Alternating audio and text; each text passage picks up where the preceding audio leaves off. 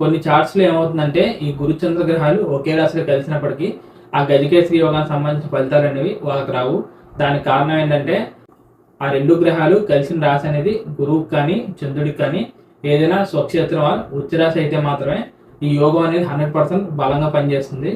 మిగిలిన గ్రహాలు ఈ రెండు గ్రహాలతో కలవడం కానీ లేకపోతే మిగిలిన గ్రహాలు వాళ్ళ యొక్క దృష్టితో ఈ రెండు గ్రహాలను చూసినా లేకపోతే వీరిద్దరికి ఆపోజిట్లో అంటే 7th హౌస్లో ఎదురుగా వేరే గ్రహం కనుక ఉన్నట్లయితే ఈ యోగం అనేది ఒకసారి సరిగ్గా పనిచేయకపోవచ్చు.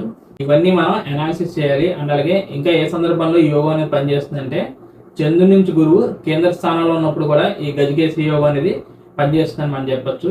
కాకపోతే నేను ఇందాక చెప్పిన విధంగానే ఈ రెండు గ్రహాలు ఉన్న రాశి అనేది ఏదో చంద్రుడికి కానీ లేకపోతే గురువుకి కానీ స్వక్షేత్రం ఉచ్చ రాశులు ఉంటే మాత్రమే ఈ యోగం అనేది 100% బాగా బలంగా పనిచేస్తుంది. అంటే ఫర్ ఎగ్జాంపుల్గా మీకు చంద్రగ్రహం మేషంలో కనుక ఉన్నట్లయితే